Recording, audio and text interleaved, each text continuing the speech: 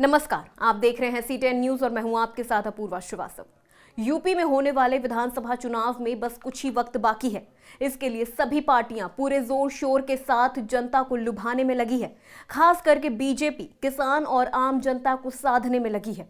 BJP का focus 2017 विधानसभा चुनावों में हारी गई 78 सीटों पर है। उन सीटों पर मुख्यमंत्री योगी आदित्यनाथ लगातार दौरे कर रहे हैं। साथ ही नए नए प्रोजेक्ट का शिलान्यास और लोकार्पण भी कर रहे हैं। इसी के तहत केंद्रीय गृह मंत्री अमित शाह के बाद अब बीजेपी के राष्ट्रीय अध्यक्ष जेपी नड्डा भी उत्तर प्रदेश के 2 दिवसीय दौरे पर हैं। अपने दौरे के दूसरे दिन पार्टी अध्यक्ष जेपी नड्डा एक संगठनात्मक बैठक में भाग लेने के लिए आज कानपुर पहुंचे थे। बीजेपी अपनी पुरानी गलतियों से सबक लेकर 2022 के विधानसभा चुनाव को फतह करने की तैयारी में जुट गई है। बदायूं सहसवान विधानसभा सीट पर अखिलेश यादव की पार्टी जीती थी और बीजेपी यहां चौथे स्थान पर थी। 9 नवंबर को सीएम योगी ने यहां आकर परियोजनाओं की आधारशिला रखी।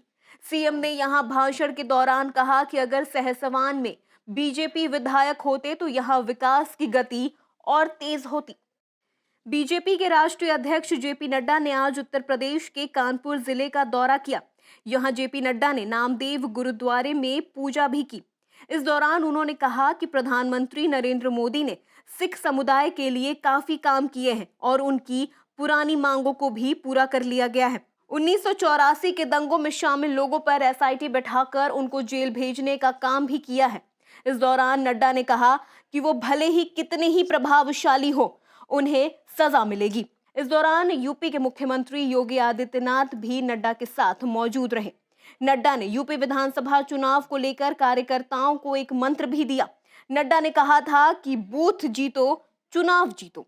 जेपी नड्डा ने कहा, मैं हमेशा कहता हूं कि उजाले का सुख लेना है तो अंधेरे को याद करो।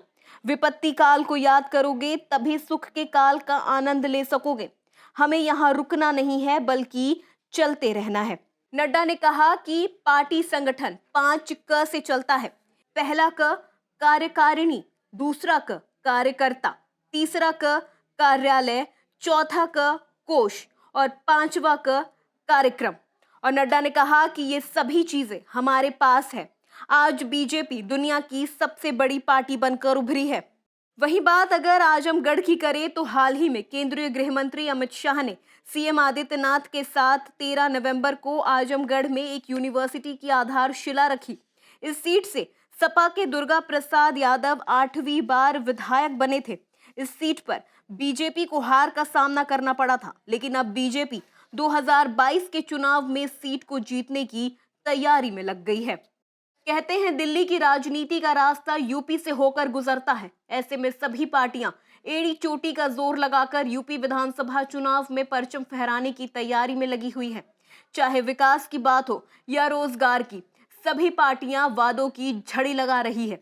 अब देखना होगा कि यूपी की राजनीति में ऊंट किस करवट बैठता है और जीत का ताज किसके सर सजेगा। फिलहाल के लिए खबरों में बस इतना ही। बने रहें C10 न्यूज के साथ। नमस्कार।